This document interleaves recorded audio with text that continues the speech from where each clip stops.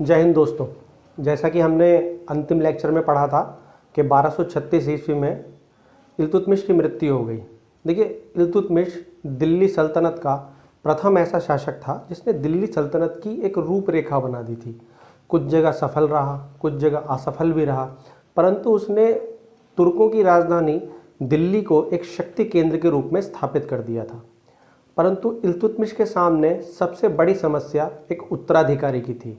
इल्तुतमिश के कई सारे पुत्र थे, उनमें नासिरुद्दीन महमूद सबसे सुयोग्य था, परंतु 1229 ईस्वी में नासिरुद्दीन महमूद की मृत्यु हो गई।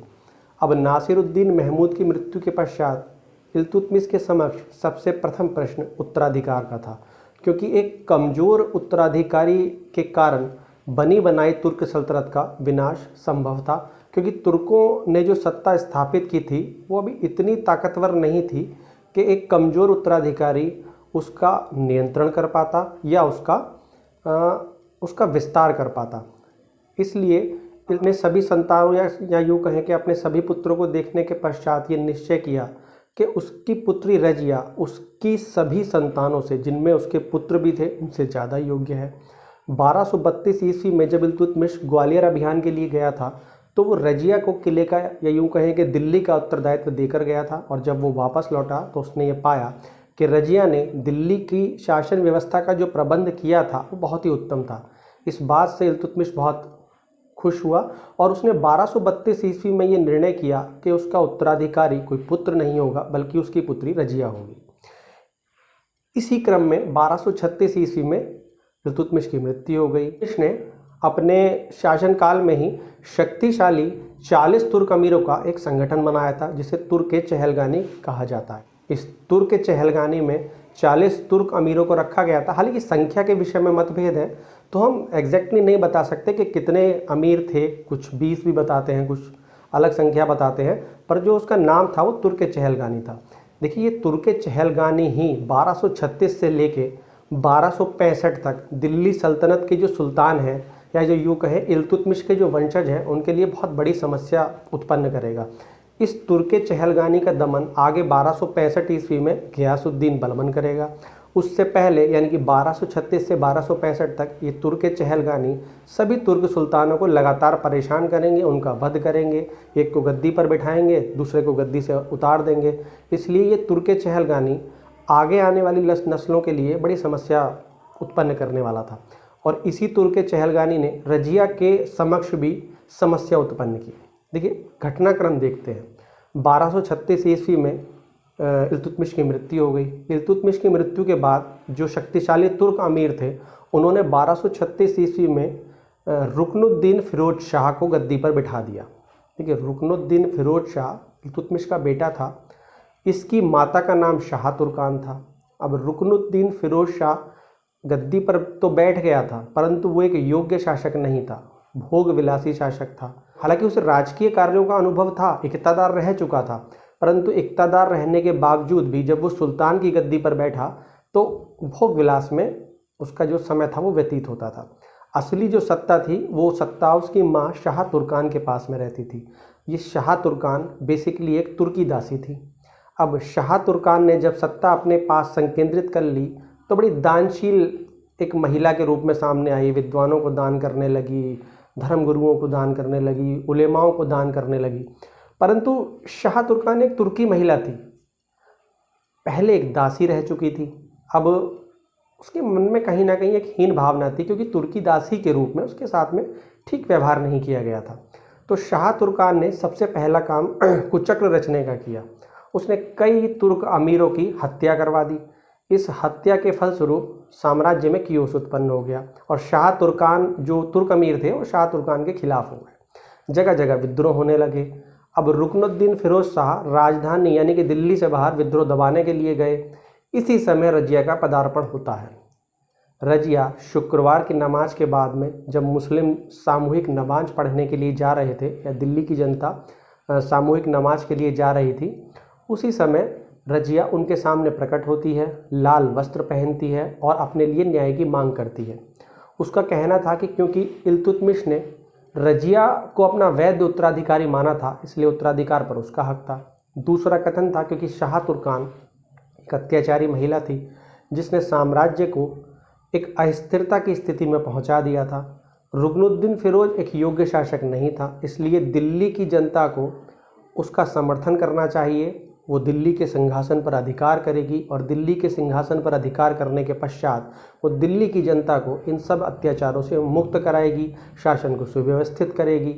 इस प्रकार रजिया ने दिल्ली की जनता के समक्ष अपनी एक मांग पत्र, जिसको बोलते हैं, अपनी मांगों का मतलब कुछ मांगों को दिल्ली की जनता के सामने रखा। दिल्ली की जनता ने इसका सकारात्मकता के साथ उत्तर दिया। रुकनुद्दीन फिरोज शाह उस समय दिल्ली से बाहर था। दिल्ली की जनता रजिया के साथ हो गई, राजमहल पर आक्रमण किया गया, शाह तुर्कान बंदी बनाई गई और इस प्रकार रजिया ने दिल्ली सल्तनत पर अपना अधिकार कर लिया। रुकनुद्दीन फिरोज शाह बाद में वापस आया, परंतु वो सत्ता हासिल नहीं कर पाया और रजिया ने कुछ समय पश्चात उसका वध करवा दिया। इस प्रकार जो सत्ता थी वो रजिया के हाथ में आ गई। बमुश्किल 3-4 महीने रुकनुद्दीन फिरोज शाह गद्दी पर बैठ पाया। रजिया का जो काल है वो 1236 से 1240 तक का है। देखिए, रजिया की अगर हम बात करते हैं तो ये तुर्कों के लिए एक नया अनुभव था। पूरे तुर्की साम्राज्यों में ये एक अद्भुत बात थी कि एक महिला शासिका के रूप में सामने आई थी। ये उलेमाओं के लिए भी नई बात थी, इसलिए जो रूढ़िवादी तत्व थे वो शुरुआत से ही रजिया के विरुद्ध थे। परंतु रजिया के साथ में सकारात्मक बात ये थी कि दिल्ली की जनता रजिया के साथ थी, इसलिए तुर्क अमीरों और उलेमाओं ने ये देख लिया था कि दिल्ली के अंदर वो रजिया के साथ में कुछ भी बुरा नहीं कर सकते। इन्हीं सब परेशानियों के साथ रजिया गद्दी पर बैठी। तुर्क के चहलगानी, जिसके विषय में मैंने अभी आपको बताया था, जिसका कि निर्माण इल्तुतमिश ने करवाया था, उन सरदारों की भी टेढ़ी निगाह रजिया की तरफ थी। रजिया जिस समय गद्दी पर बैठी उसी समय उसका विरोध प्रारंभ हुआ, परंतु रजिया ने सभी विरोधों को दरकिनार कर दिया, विरोधियों को पराजित कर दिया। इस प्रकार रजिया ने अपनी स्थिति सुदृढ़ करने का प्रयास किया। कुछ जो प्रमुख अमीर थे जिनका साथ रजिया ने दिया था, एक व्यक्ति का नाम एतगीन था जिसे बदायूं की एकता दी गई, बहुत प्रमुख शासक था। उसके तुरंत बाद उसे अमीर हाजिब का पद दे दिया गया। सल्तनत में जो ये पद था ये बड़ा प्रतिष्ठित पद था। दरबारी जो शिष्टाचार था उसका नियंत्रण करता था गया। अल्तूनिया नामक एक अमीर को भटिंडा का सूबेदार बना दिया गया।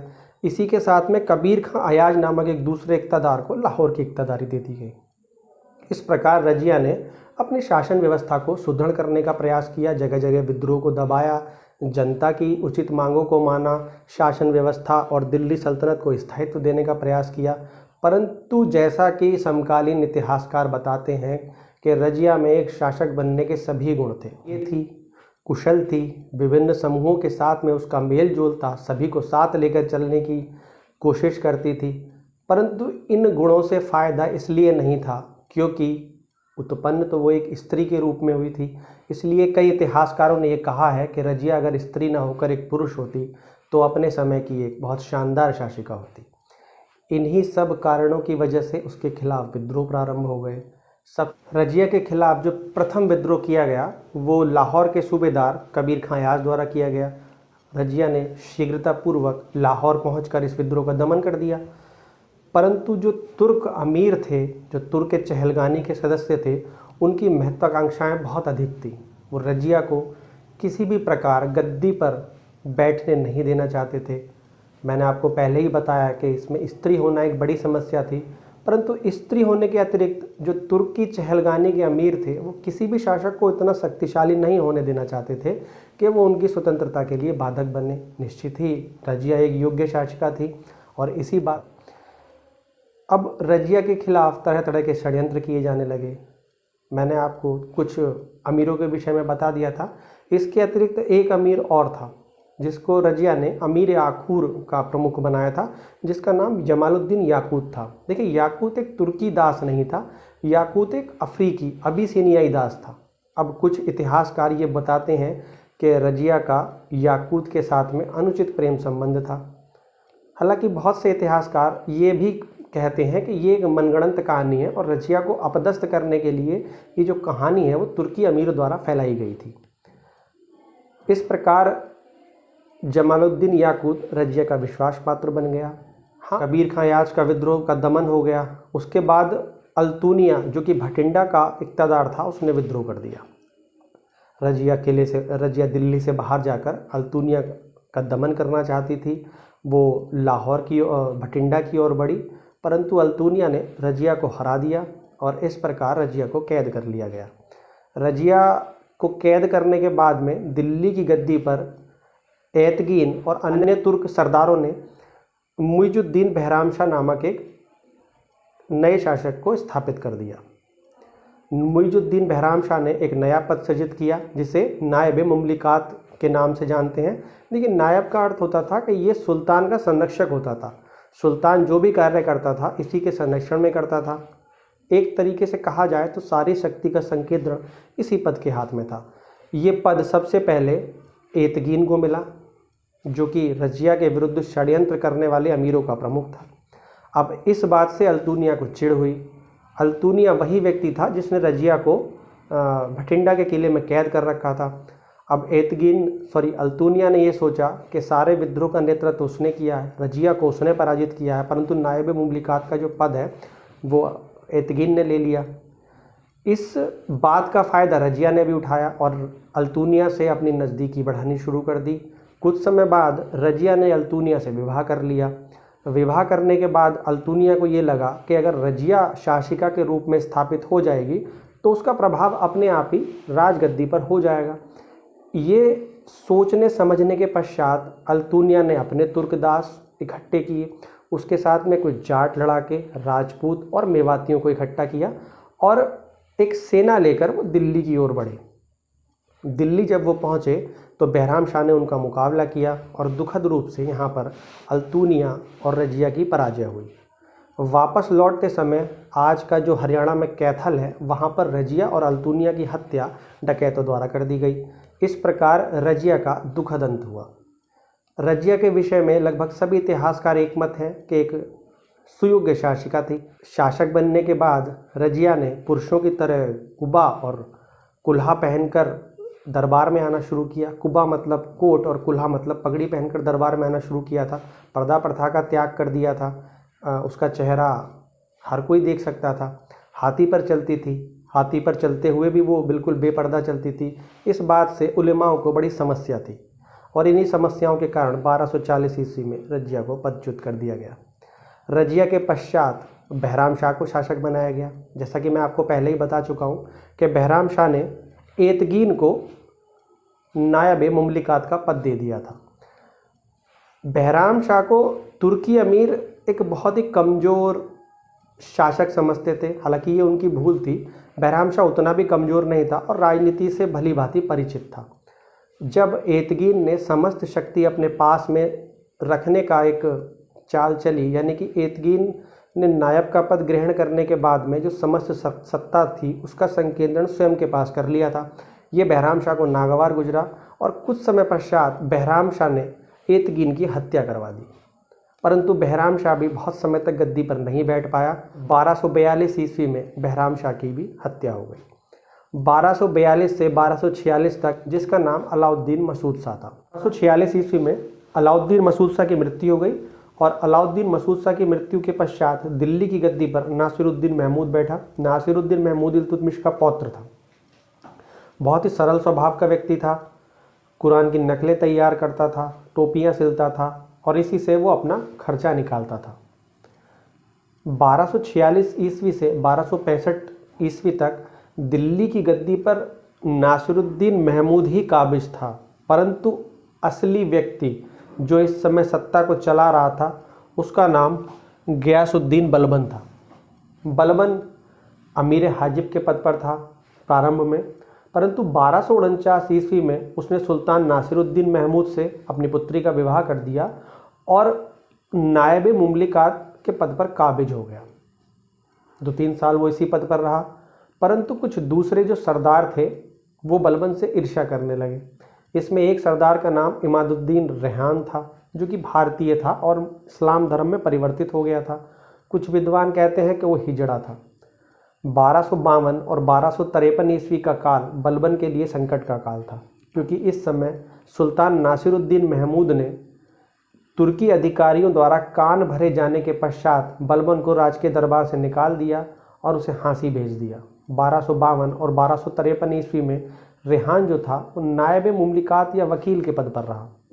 1254 में बलबन ने अपनी शक्ति दोबारा संकेंद्रित की और उसने अपने सभी विद्रोहियों का एक एक करके दमन कर दिया और इस पश्चात बलबन दिल्ली में दोबारा से अवतरित हुआ। इसके पश्चात बलबन ने अपनी शक्ति को कभी कम होने नहीं दिया। 1265 ईस्वी में नासिरुद्दीन महमूद की मृत्यु हो गई। विद्वानों में नासिरुद्दीन महमूद की मृत्यु कैसे हुई इस बारे में विवाद है।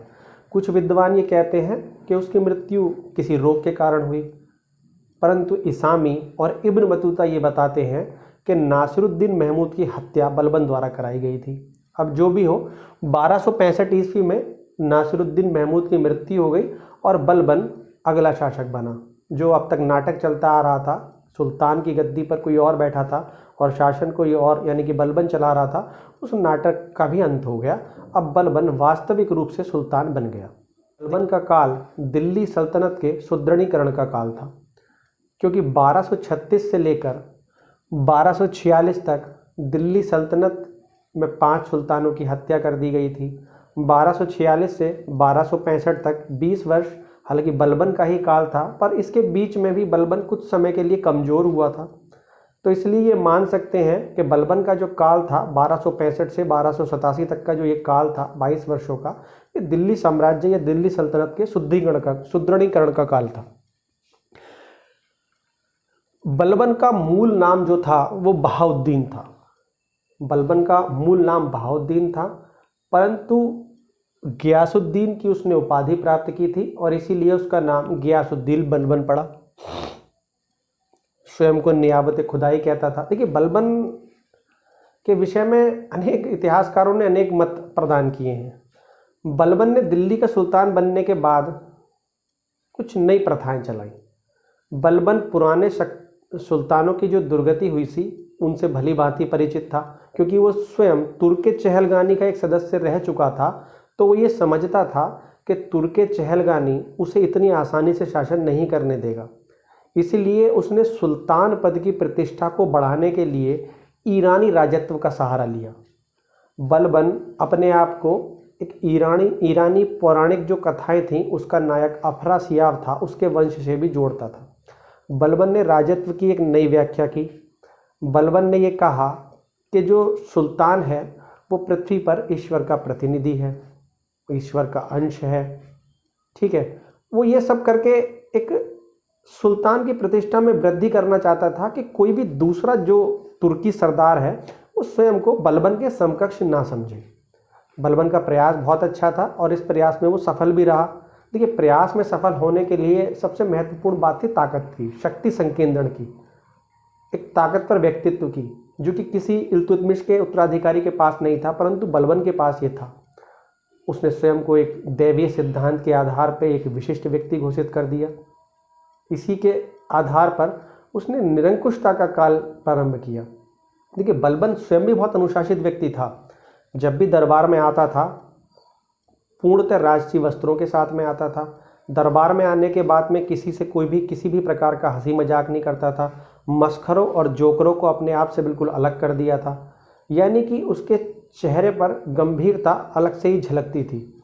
इसके साथ में उसने दिल्ली सल्तनत में कुछ गैर इस्लामी प्रथाएं भी शुरू की, यानी कि उसने सिजदा और पायबोस नामक एक ईरानी प्रथा का प्रारंभ किया। सिजदा का मतलब था घुटनों के बल झुककर सुल्तान को सलाम करना और पायबोस का मतलब होता था सुल्तान के चरण चूमना। ये इस्लामिक प्रथाएं नहीं थी, ईरानी प्रथाएं थी। इसके अतिरिक्त उसने ईरानी त्यौहार नौरोज प्रारंभ किया जो कि 19 दिनों तक चलता था। सुल्तान बनने के बाद में बलबन के समक्ष कई समस्याएं थी। बलबन के समक्ष समस्याओं में सबसे महत्वपूर्ण समस्या थी चहलगानी तुर्कों की समस्या। ये वही चहलगानी तुर्क थे जिनका जो विकास था इल्तुतमिश के समय हुआ था और ये इल्तुतमिश के उत्तराधिकारियों को लगातार परेशान करते आ रहे थे।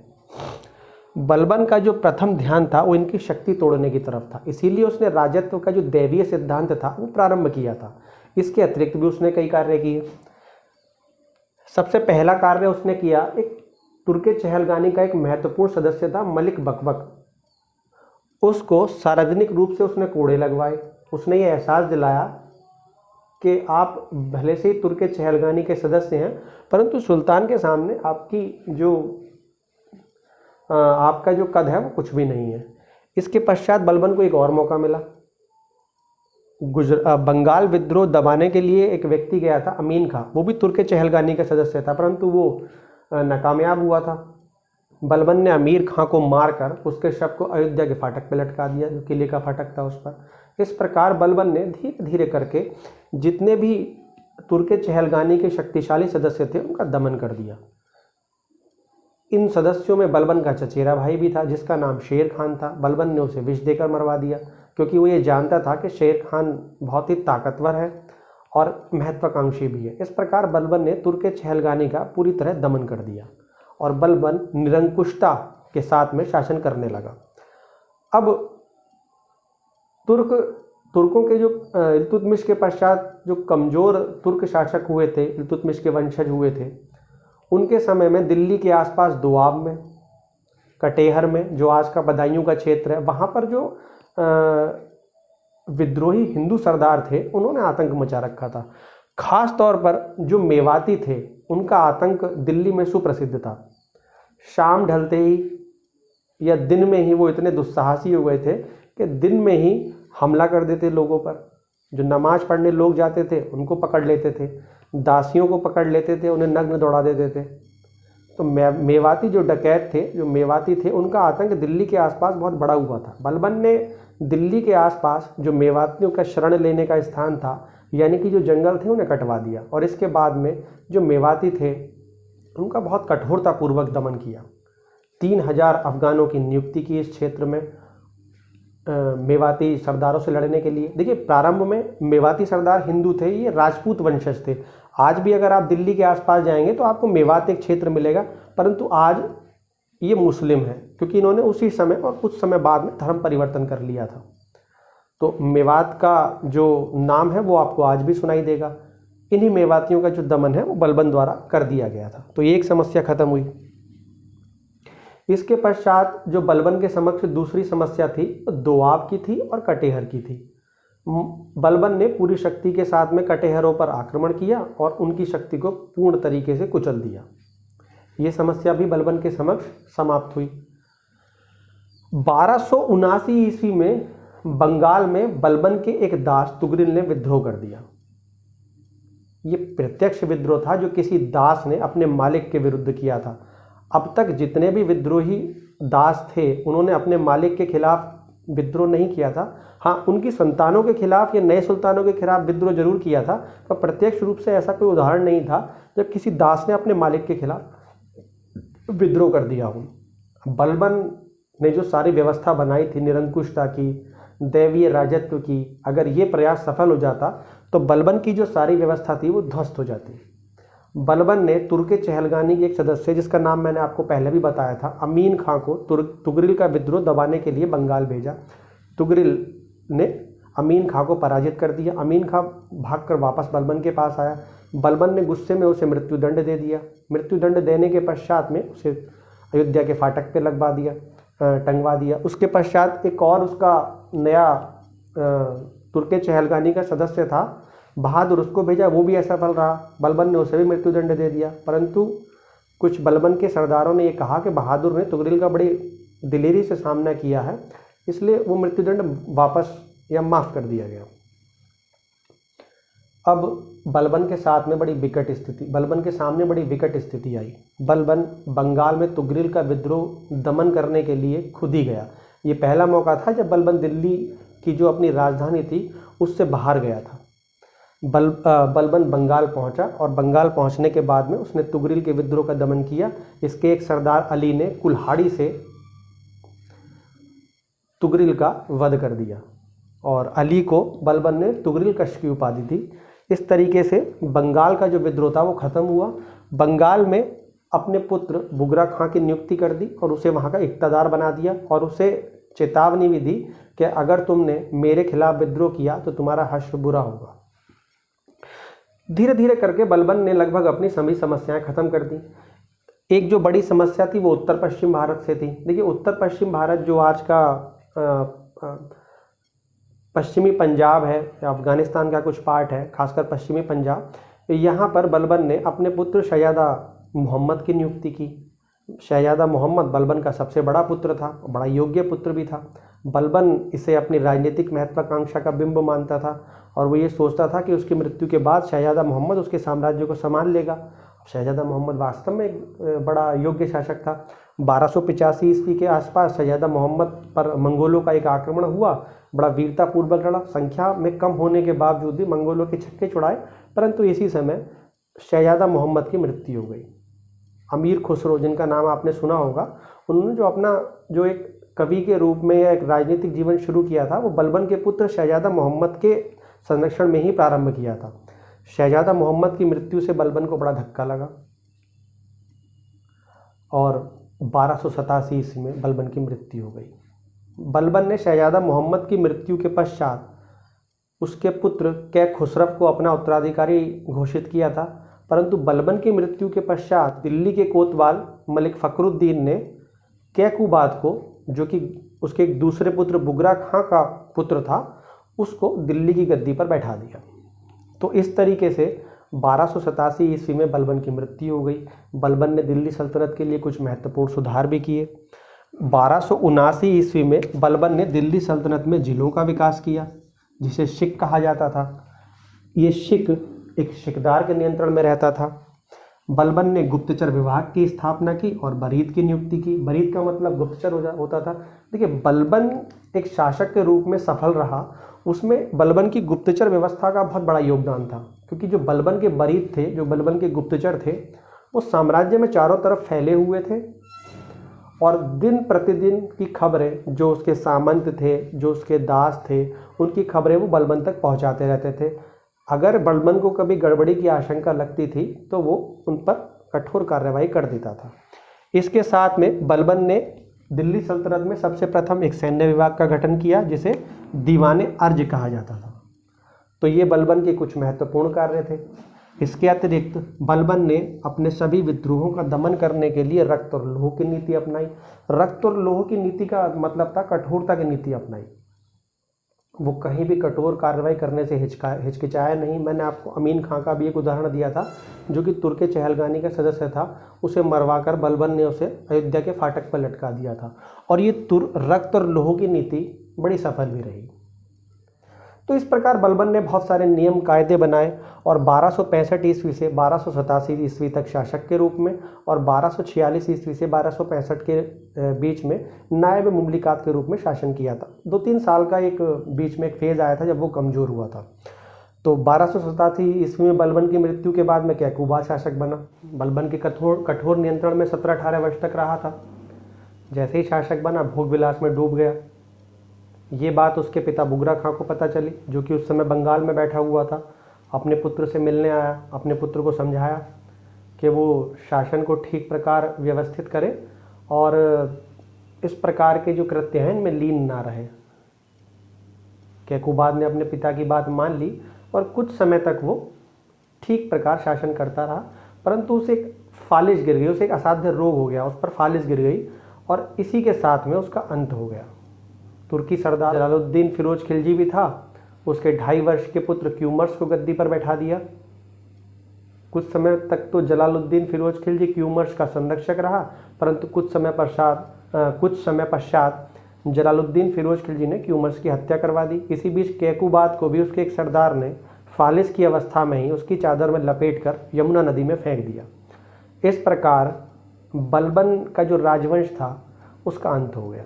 मध्यकालीन जो राजवंश थे वो कहीं ना कहीं जो शासकों की व्यक्तिगत प्रतिष्ठा, उनकी योग्यता पर टिके रहते थे। जब तक योग्य शासक इन्हें मिलते रहते थे तब तक चलते रहते थे, परंतु जैसे ही कमज़ोर उत्तराधिकारी आते थे इन राजवंशों का अंत हो जाता था। और ये बात लगभग सभी राजवंशों पर ठीक बैठती है, चाहे वो मुग़ल हों, चाहे वो खिलजी हों, तुगलक हों। इस प्रकार अगर देखा जाए तो अगर सुयोग्य शासक नहीं मिलते थे तो राजवंश का अंत हो जाता था। ठीक है, तो आज हमने ये लेक्चर पूरा किया और आगे हम अगले लेक्चर में अब खिलजियों के बारे में पढ़ेंगे, जिसमें कि अलाउद्दीन खिलजी मुख्य है। जलालुद्दीन खिलजी, अलाउद्दीन खिलजी और उसके उत्तराधिकारी के विषय में पढ़ेंगे। ठीक है, धन्यवाद।